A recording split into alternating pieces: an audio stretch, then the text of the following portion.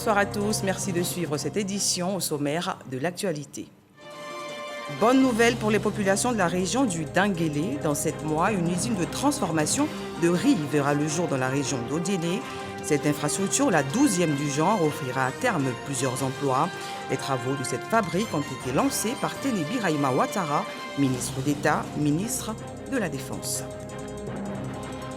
La commune du Plateau a abrité aujourd'hui la cérémonie d'accueil d'un patrouilleur de type OPV 45, cérémonie présidée par le général de division Julien Kwame, chef d'état-major général des armées adjoints. L'arrivée de ce navire renforce les capacités de la marine nationale. Le ministère de la Communication et de l'Économie numérique s'engage pour un usage responsable et respectueux des médias sociaux. Pendant 5 mois, internautes et influenceurs journalistes seront éduqués dans ce sens. Le lancement de cette campagne baptisée « En ligne, tous responsables » a eu lieu aujourd'hui. Les détails dans ce journal. Merci de votre attention. Les femmes à l'honneur dans la ville d'Odiéné au nord de la Côte d'Ivoire. Dans 7 mois, elles bénéficieront d'une nouvelle usine de transformation de riz. Cette infrastructure contribuera à la transformation des 20 000 tonnes produites dans le département. Le lancement des travaux a eu lieu récemment en présence du ministre d'État, ministre de la Défense. Mamadou Kwasi. La culture du riz prend de plus en plus forme dans la région du Kabadougou. Dans ces bas-fonds sont produits annuellement des centaines de tonnes de riz, avec 19 000 tonnes de riz et 12 500 tonnes de maïs. Odiéné se positionne désormais comme l'une des plus grandes zones de production de riz et de maïs en Côte d'Ivoire. Mais difficile de transformer ces matières premières en produits finis. L'on fait recours aux moulins locaux. La peau de maïs, pour faire poudre de maïs, avec pas d'arachide, avec pour acheter. C'est ça en fait. Bon, les femmes là, ça pillé les plantaient, ils viennent piler, puis ça revendre encore. Le mois, comme il n'y a pas assez de riz, sinon par jour, ils pouvaient piler 3 à 4 tonnes comme ça. Actuellement, bon, pour pouvoir piler 1 tonne même, c'est pas facile. Voilà. Ce type de moulin, la ville d'Odiéné en compte une trentaine. Des structures informelles et artisanales qui ne répondent pas aux besoins des producteurs. Dans 7 mois, sera bâtie sur ce site une usine moderne de transformation de riz. Et la particularité de cette usine, c'est qu'elle sera tenue par les femmes. Une initiative de la ministre de la Femme, de la Famille et de l'Enfant, Nassine Batouré, par ailleurs maire de la ville d'Odiéné. Les retombées de cette usine devraient contribuer à assurer l'employabilité des femmes et des jeunes, garantir la sécurité alimentaire. Au terme de sa réalisation, ce projet générera 120 emplois directs et plus de 400 emplois indirects au profit des femmes et des jeunes. La cérémonie de pose la première pierre a mobilisé les femmes de diverses associations féminines de la région du Kabadougou. Elles expriment leur reconnaissance pour ce projet qui vient répondre à leurs attentes. Le ministre d'État, ministre de la Défense, président de la cérémonie soutient qu'en plus des femmes, les jeunes du district autonome du Denguélé constituent une priorité pour le gouvernement dans la lutte contre le chômage. Téné Birahima Ouattara rassure la population pour les projets de développement. Chers jeunes, vous n'êtes pas oubliés. Nous nous employons à faire en sorte que vous ayez cette place dans cette Côte d'Ivoire qui nous appartient à tous. La question de l'emploi des jeunes trouve sa solution en partie dans la transformation structurelle de notre économie. Le gouvernement qui en a conscience s'emploie à créer les conditions de l'employabilité des jeunes à travers l'investissement. Toute politique de développement, qu'elle soit régionale ou nationale, exige un climat de paix et de sécurité. C'est pourquoi à Odiéné, plus qu'ailleurs, je vous invite toujours à vous appuyer sur les valeurs traditionnelles. L'USIFEM, usine de transformation de riz des femmes d'Odiéné, est la 12e du genre, initiée par le ministère de la Femme, de la Famille et de l'Enfant, dont la plus grande est l'usine de transformation de mangue de Cinématiali, inaugurée en août 2022 par le Premier ministre Patrick Kachi. Nous vous le disions en titre, la base navale du Plateau a abrité aujourd'hui la cérémonie d'accueil d'un 2e patrouilleur de type OPV 45. Une cérémonie présidée par le général de division Julien Kwame, chef d'état-major général des armées adjoints. Ce navire de la classe des patrouilleurs hauturiers est conçu pour accomplir plusieurs types de missions de défense et de service public. Jean-Marc Ludjadji. Il est 10h12 quand un navire de haute mer arrive au large de la base navale annexe d'Abidjan Plateau sous le regard bienveillant de mariniers. C'est le deuxième patrouilleur hauturier de type OPV 45 acquis par la Marine nationale. Après le cérémonial du salut aquatique, le navire de guerre accoste avec à son bord 20 officiers, officiers mariniers et quartiers-maîtres, dirigés par le capitaine de corvette Choualiou Sanogo. Ce nouveau patrouilleur renforce le dispositif de surveillance en haute mer, les opérations de combat naval à courte portée, recherche et de sauvetage en mer. Une fierté pour le chef d'état-major de la Marine nationale. Grâce à son autonomie et son rayon d'action, notre présence sur notre façade maritime sera très marquée pour dissuader les auteurs des actes illicites qui écument nos eaux sous juridiction. Le patrouilleur hauturier de type OPV 45-2 est le troisième navire de haute mer acquis en moins d'un an, après les patrouilleurs contre-amiral Fadiga et Espérance. Une illustration de la montée en puissance des forces armées de Côte d'Ivoire. Je tiens aussi à féliciter les membres de l'équipage qui ont effectué la traversée de Haïfa en Israël au port autonome d'Abidjan. Comme l'a indiqué le chef d'état-major de la Marine nationale, l'équipage a secouru des migrants. Avant même la réception, la mission avait déjà commencé. Conçu à Israël Shipyard, le deuxième patrouilleur hauturier de type OPV 45 a une longueur de 46,7 mètres, une largeur de 8 mètres, pour un équipage de 32 marins. Il est armé d'un canon Typhon MK-23 et de 2 mitrailleuses 12-7 sur les côtés. Rendons-nous à présent dans la commune de Yopougon, au quartier Niangon plus précisément, où 600 acteurs du secteur informel ont bénéficié de la somme de 250 000 francs CFA chacun pour renforcer leurs activités respectives. Cette subvention s'inscrit dans le cadre des activités du FACI, Fonds d'appui au secteur informel. La cérémonie de remise de chèques s'est tenue hier en présence du ministre Mamadou Touré et d'Adama Bictogo, président de l'Assemblée nationale. Konaté Moussa, Fernand Conan. 600 jeunes exerçant dans l'informel reçoivent des subventions pour développer leurs activités dans la commune d'Abobo. Mamadou Touré, ministre de la promotion de la jeunesse, de l'insertion professionnelle et du service civique, et Kandia Kamara, maire de la commune d'Abobo, remettent les chèques aux bénéficiaires. Ces financements nous permettront de développer nos activités. Nos remerciements vont aussi à l'endroit de son Excellence Alassane Ouattara, président de la République de Côte d'Ivoire, et de son gouvernement, avec à sa tête le Premier ministre, M. Patrick Hachi, qui ont mis au centre de leurs priorités l'insertion professionnelle de la jeunesse. L'année de la jeunesse se décline en emploi pour les jeunes avec 700 000 personnes impactées pour une enveloppe de 361 milliards de francs CFA prévus en 2023. Pour cette phase exceptionnelle, nous avons ciblé seulement 14 localités sur l'ensemble du territoire national. À l'agence régionale, au sein de la mairie, dans le guichet emploi, on a ouvert les inscriptions parce qu'on va accorder aussi donc du crédit de 100 000 à 1 million à 35 900 personnes sur l'ensemble du territoire national. La première magistrate de la commune invite les jeunes qui représentent 85% de la population d'Abobo à profiter des nombreux programmes d'encadrement à leur intention pour s'insérer dans la vie professionnelle. Chers bénéficiaires, je voudrais vous inviter à faire bon usage des chèques que vous venez de recevoir. Ces fonds doivent vous permettre d'agrandir vos affaires. On peut commencer petitement et finir grand. Tout est question d'ambition et de cohérence. Vous avez donc là une première chance. Transformez l'essai et vous verrez que nous serons encore là pour vous aider à aller plus loin. D'ici à 2025, 1 500 000 jeunes vont bénéficier de soutien financier équivalent de 1118 milliards de francs CFA. Un maniement responsable des médias sociaux, c'est l'invitation à laquelle sont conviés les producteurs de contenu numérique. Amadou Koulibaly, ministre de la Communication et de l'Économie numérique, a animé une conférence de presse pour lancer la campagne dénommée « En ligne, tous responsables ». Didier Nguessan. Le ministère de la Communication et de l'économie numérique veut limiter les dérives sur les médias sociaux et les risques de perturbation de la cohésion sociale. Il lance la campagne #en ligne tous responsables.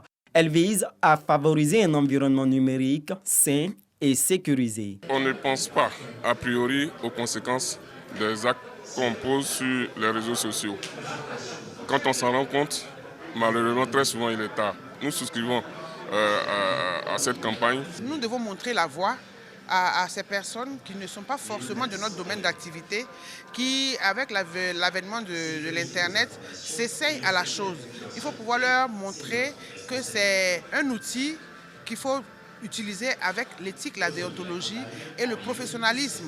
Pour le ministre Amadou Koulibaly, il s'agit de mettre la responsabilité dans l'expression des libertés d'opinion. Le ministère de la Communication et de l'économie numérique s'engage, avec l'appui du gouvernement, à éduquer et sensibiliser le public sur l'importance d'une utilisation responsable et respectueuse des outils numériques, des réseaux sociaux, à travers la campagne de sensibilisation en ligne, tous responsables. Éduquer, sensibiliser, renforcer les compétences tout en engageant les communautés à l'innovation et à la créativité. Ce sont autant de phases autour desquelles la stratégie du ministère va se décliner. Imaginons une Côte d'Ivoire où les réseaux sociaux deviennent le pinceau avec lequel nous peignons les tableaux de notre développement. Aussi, j'exhorte les citoyens et surtout les jeunes à utiliser les médias sociaux pour le développement positif du pays afin d'assurer l'unité et la coexistence pacifique de tous les citoyens. Démarrée ce 16 août 2023, la campagne de sensibilisation #en ligne tous responsables va se poursuivre jusqu'en janvier 2024. Le ministre de la Communication et de l'économie numérique, Amadou Koulibaly, a procédé également au lancement des épreuves écrites du concours d'entrée à l'École supérieure africaine d'éthique. Ils sont en nombre de 1158 les candidats pour la licence et 150 pour le master. Les résultats seront mis en ligne le 24 août prochain. Amidia Rassouba, Mamadou Kossi. Ils sont au total 1308 candidats, dont 1158 pour la licence et 150 pour le master, qui frappent cette année aux portes de l'ESATIC, École supérieure africaine des TIC. C'est le ministre de la Communication et de l'économie numérique qui donne le top départ des épreuves au lycée classique d'Abidjan. Ces candidats composent dans les épreuves de mathématiques, physique, français et anglais. Avec tout ce qu'on a eu à réviser, moi je pense que c'est abordable et j'aimerais bien faire partie des mieux à ce concours. Donc, je suis venu participer au concours de l'ESATIC pour essayer d'intégrer l'école, puis de faire plus tard l'informatique comme métier de vie. Le concours d'entrée à l'ESATIC se veut très sélectif. Sur les 1158 prétendants pour la licence, seulement 180 seront retenus. Quant au master, 45 candidats pourront intégrer l'école sur les 150 en lice. On prendra ceux qui auront donc les moyennes les plus élevées. Et vous voyez bien que quand la barre est située donc, à un niveau de moyenne élevé, ça veut dire que la sélection est bonne. Donc moi je serais heureux que on ait des gens qui soient admis avec entre 14 et 15 de moyenne. Ce qu'il faut savoir, c'est que 100% des jeunes qui sortent de l'ESATIC sont absorbés donc, par le monde professionnel. Les résultats du concours seront disponibles sur le site web de l'ESATIC dès le 24 août 2023. Les cours débuteront le 4 septembre prochain. Un autre concours, cette fois celui de l'INFAS, le ministère de la Santé a procédé au lancement de l'édition 2023. 135 000 candidats pour 5 900 postes disponibles. La directrice de cabinet adjoint s'est rendue sur le site de composition pour s'assurer du bon déroulement des épreuves. Sephora Zeki. 135 000 candidats en lice pour 9 500 postes budgétaires au concours de l'INFAS, Institut national de formation des agents de santé. Tôt ce matin, les candidats amoureux de la profession de soignant ont répondu présents pour affronter les épreuves qui leur sont soumises. Ça fait la deuxième fois que je passe le concours. Voilà, j'aime soigner, prendre soin des gens aussi. J'ai choisi de faire la kiné. J'ai des chances de m'en sortir, je pense bien. Le ministère de la Santé, de l'Hygiène publique et de la couverture maladie universelle est à leur côté pour s'assurer du bon déroulement des épreuves. Sur les 9 500 postes disponibles, 4 000 sont réservés pour les sages-femmes. Le processus habituel a été mis en place, c'est-à-dire l'inscription en ligne, la validation des candidatures et autres. Aujourd'hui, nous sommes à la phase du concours et après cela, Il y aura un dépouillement qui sera fait et puis une correction électronique. Les résultats vont être promulgués d'ici le 15 octobre 2023. Il faut que les candidats eux-mêmes sachent qu'ils ne peuvent compter que sur eux-mêmes. Il n'y a pas de filière parallèle qui va leur permettre de réussir à ce concours. C'est sur leur valeur intrinsèque qu'il faudra qu'ils puissent compter. Les candidats postulent pour 9 filières de formation, dont les filières de sage-femme, maïeuticien, biologiste et aide-soignant, entre autres. 2023 étant décrété année de la jeunesse, l'âge limite de candidature a été revu à la hausse, passant de 30 à 32 ans. Toujours avec le ministère de la Santé, intéressons-nous à cette réunion du comité sectoriel de dialogue social. Face à une menace de grève, les responsables ont échangé aujourd'hui autour de plusieurs points, notamment l'indemnité de sujétion sanitaire aux effets financiers et celle sur l'ensemble des acquis sociaux au profit des agents de santé. Les détails avec Didier Nguissan. La fêtière Kwali Santé a appelé à un arrêt de travail dans le secteur de la santé pour ce 16 août. Le comité sectoriel de dialogue social du ministère de la Santé, de l'Hygiène publique et de la couverture maladie universelle se prononce sur cette actualité. Relativement à l'indemnité de sujétion sanitaire, sur instruction du Premier ministre, un comité technique interministériel s'est plusieurs fois réuni et les conclusions des réflexions sont attendues par M. le Premier ministre. Quant aux effets financiers des spécialités médicales, le projet de décret est en cours de validation par les ministres techniques concernés. Alors que le comité sectoriel de dialogue social s'active à la matérialisation de ces acquis au profit des personnels du secteur de la santé, il est surpris de constater le déclenchement d'un arrêt de travail en ce jour du mercredi 16 août 2023 par la fêtière Kwali Santé et syndicats associés en violation des procédures requises en la matière.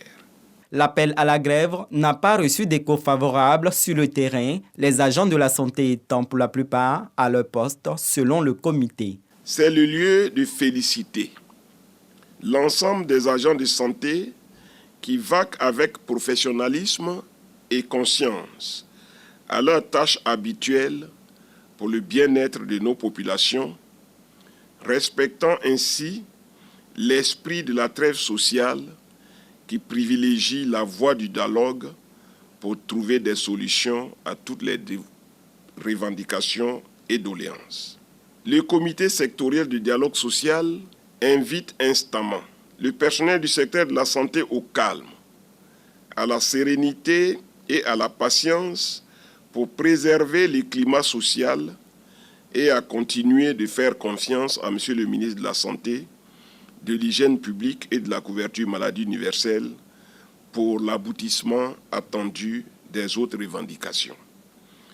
Le comité sectoriel de dialogue social appelle l'ensemble des leaders syndicaux au respect de la lettre et de l'esprit de la trêve sociale. Le ministère de la Santé bénéficie d'un budget 2023 estimé à plus de 691 milliards de francs CFA, en hausse de 185 milliards de francs CFA par rapport à 2022. Plus de 1000 milliards de francs CFA d'investissement sont prévus pour la rénovation, la construction et l'équipement des centres de santé sur l'ensemble du territoire. Ouvrant le chapitre politique et direction Yopougon, les ressortissants de la région du Bafing de cette commune apportent leur soutien à la candidature d'Adama Bictogo. Ils l'ont signifié hier à travers une grande mobilisation à la place Figayo. C'était en présence du ministre Mamadou Sandogo et de plusieurs cadres de la région. Konaté Moussa, Fernand Conan. Pour la conquête de la mairie de Yopougon, Adama Bictogo pourra compter sur les ressortissants de la région du Bafing. Nous, les femmes du Bafing, soutenons la candidature de son Excellence Adama Bictogo, notre diamant noir. Nous jeunes de Yopougon, nous avons pris nos responsabilités devant l'histoire afin de faire le choix de la raison, du vivre ensemble et de l'avenir. Au nom de l'ensemble des cadres, le ministre Moussa Sanogo appelle à la mobilisation autour du candidat du RHDP à Yopougon. C'est une chance inouïe d'avoir Adama Bittogo comme son maire. C'est pour ça que nous, Bafinga, la raison nous commande d'être derrière un homme pareil et de former des vœux de succès pour lui. Un soutien bien accueilli par Adama Bittogo. Chers parents du Bafing, je n'ai pas à vous convaincre, j'ai plutôt à vous rassurer. À vous rassurer sur ce que je vais faire. À vous rassurer sur la confiance que vous avez témoignée au président Alassane Ouattara pendant près de 30 ans. C'est un devoir pour moi, devant l'histoire, de vous accompagner à travers les financements de vos projets. C'est un devoir devant l'histoire de porter à bout de bras les jeunes frères du Bafing. Le ressortissant de la région du Bafing de Yopougon annonce de grandes actions de sensibilisation pour le rendez-vous du 2 septembre. Un tour à Tiémé-les-Crocs dans le département de Bongouano à l'est de la Côte d'Ivoire. L'inspecteur général d'État Théophile Awandoli a procédé à l'investiture du candidat de la coalition RHDP-FPI aux élections municipales. Dr Samira Kwadio, fraîchement investi, se dit prête à relever le défi avec son équipe. Herman Niamia. Dr Kwadio Tania Samira, candidate de la coalition RHDP-FPI aux élections municipales à Tiémé-les-Crocs, présenté officiellement aux populations par l'inspecteur général d'État Théophile Awandoli. Il y avait du beau monde à la place publique de Tiémé-les-Crocs ce jour-là. Femmes, jeunes, vieux, sympathisants du RHDP, têtes couronnées, tous étaient aux côtés des élus pour apporter leur soutien à Dr Samira Kwadio, qui a la responsabilité de porter haut le flambeau de la coalition RHDP-FPI au niveau des municipales à Tiémé-les-Crocs. Elle dit être consciente de l'enjeu. Nous nous engagerons à la construction et à la réhabilitation des infrastructures de base, telles que les hôpitaux, les écoles, les routes, les équipements en matière d'électricité et d'eau.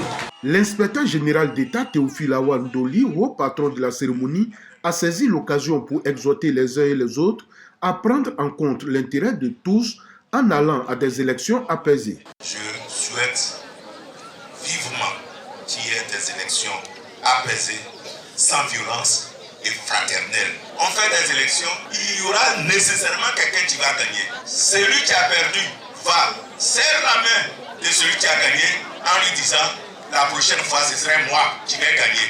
Et puis on continue. Le président du Front populaire ivoirien a effectué le déplacement de Tiémé-les-Crocs.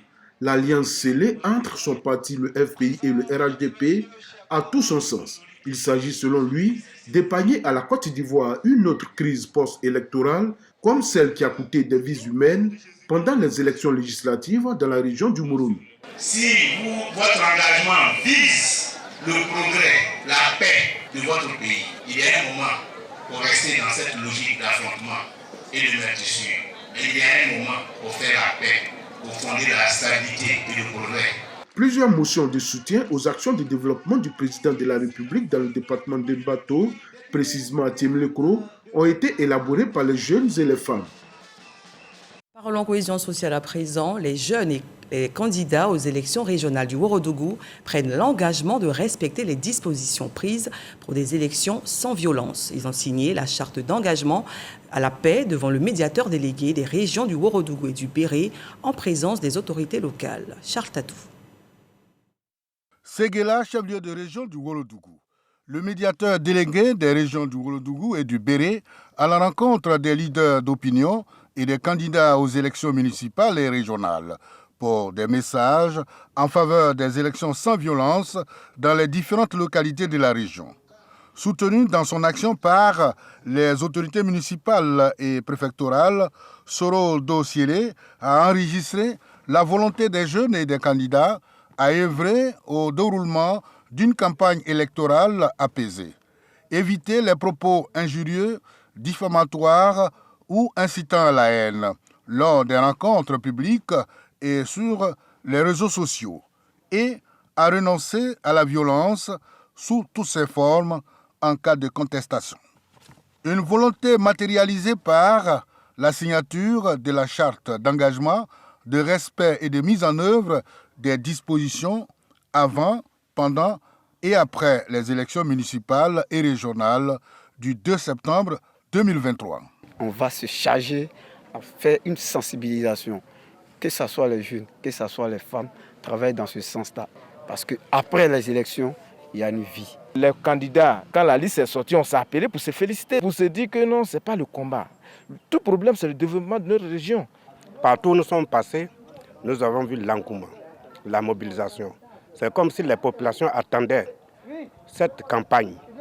Parce que les populations disent qu'elles veulent une campagne électorale apaisée, sans violence. Le délégué médiateur poursuit sa tournée à l'intérieur de la région du Ouagadougou pour un scrutin sans violence. Les actions de sensibilisation pour des élections apaisées se multiplient à travers la Côte d'Ivoire. Le président du conseil régional de la Nawa a rencontré les populations de Téchali dans le département de Buyo. La paix et la cohésion sociale étaient au cœur des échanges. Patricia Omouitia. Les populations sont venues nombreuses de différentes localités pour écouter le message de paix du président du conseil régional de la Nawa. Ça ne dépend que de nous. Les palabres ne servent à rien du tout. Il y a de la place pour tout le monde. Chacun peut apporter quelque chose à sa région. Mettez-vous ensemble. Alain Donvaï a mis à profit cette rencontre pour remettre officiellement un marché moderne et une cantine scolaire. Il a également effectué la pose de la première pierre d'une pompe hydraulique. La faim, le plus souvent, fait que les enfants n'arrivent pas effectivement à aller à l'école. Donc si une cantine nous a été offerte et que les enfants qui quittent les campements, qui ne peuvent pas repartir entre midi et 2, profitent de la cantine pour en tout cas régaler, ce n'est qu'un ouf de soulagement. Et je remercie infiniment Monsieur le Président du Conseil régional. On n'avait pas de marché, de grand marché. Grâce à lui, aujourd'hui, nous avons un grand marché. Nous lui disons merci. En tout cas, c'est un homme qui pense à tout le monde. Nous savons qu'il va faire plus encore que ça pour nous. En dehors des actions de développement posées par le conseil régional, le département de Buyo bénéficie du bitumage de l'axe Soubré-Buyo dans le cadre du PS-Gouv, le programme social du gouvernement. Du football pour sensibiliser au fair play, c'est tout le sens de ce super tournoi des deux plateaux parrainé par Éric Tabar. Le protocole du chef de l'État entend apporter sa contribution pour la cohésion entre les jeunes. Khalil Diomandé. Plus de 500 férus de football mobilisés pour savourer la finale du super tournoi des deux plateaux. Au nombre des spectateurs, le chef de protocole du président de la République, Éric Tabar, parrain de la compétition. À l'affiche, le Sogbi FC d'Abobo contre le FC Twins de Williamsville. Les deux équipes rivalisent de talent. Un quart d'heure durant, grâce à l'habilité de ses joueurs, le FC Twins de Williamsville inscrit l'unique but de la rencontre et s'empare du trophée Éric Tabar. L'objectif était de l'emporter. Et puis par la grâce de Dieu, on a pu l'emporter. Nous sommes très fiers. En tout cas, c'était un plaisir de participer à ce tournoi. On a rencontré notre ami, on s'est bien amusé. J'adore les parrains personnellement, parce que c'est un monsieur qui fait beaucoup pour les jeunes. Je lui dis un grand merci. Ce tournoi qui a sa 3e édition se veut un cadre d'épanouissement des jeunes et surtout de promotion des valeurs de cohésion sociale et de paix. Donc déjà, dans un premier temps, c'est occuper sainement la jeunesse et puis renforcer la cohésion entre nous. C'est les deux plateaux qui organisent, mais les équipes qui sont ailleurs, Yopougon, partout, à Djamé, Cocody, pour venir au super tournoi. Tout ça, ça fait du brassage. Quand ils font du sport comme ça, il y a plus de cohésion. En tout cas, la finale s'est très bien passée. J'ai vu un beau match. Quand je suis arrivé, c'est là que le jeu s'est débridé et qu'on a vu un très beau but. En plus du trophée, les vainqueurs de la compétition reçoivent une enveloppe d'1 million de francs CFA. L'équipe finaliste, quant à elle, repart avec une coupe, des médailles et 500 000 francs CFA. À l'international, plusieurs pays plaident pour une résolution pacifique de la crise au Niger, à quelques heures d'une réunion militaire ouest-africaine à Accra, la capitale ghanéenne. Une rencontre de haute portée au cours de laquelle sera évoquée une possible intervention armée pour rétablir le président Mohamed Bazoum, renversé, rappelons-le, par un coup d'État le 26 juillet dernier. Et pour terminer à Tripoli, la capitale libyenne, une accalmie règne depuis ce matin. Un calme suite aux affrontements les lundis et mardis derniers entre deux influents groupes armés du pays. Ces combats ont d'ailleurs fait des victimes, au moins 55 morts et 146 blessés. Signalons que ces violences sont consécutives à l'enlèvement lundi dernier du colonel Mahmoud Hamza. Fin de ce journal, merci de nous avoir suivis.